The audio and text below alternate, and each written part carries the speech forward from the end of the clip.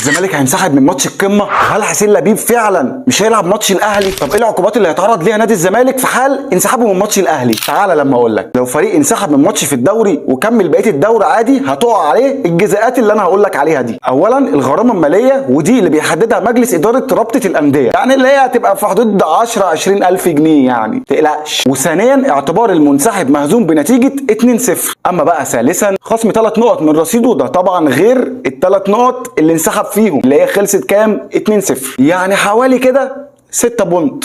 يا عيني 6 بونت. وطبعا بيتعاد ترتيبه في جدول الدوري، يعني نادي الزمالك حاليا في المركز التاسع، لما ينزل 6 بونت هيبقى المركز ال12 فوق ابن عمه متساوي معاه في عدد النقط. عقبال الهبوط ليكم انتوا الاثنين ان شاء الله. اما رابعا بقى يا زميلي الكروي، هي معاقبه كل واحد اشترك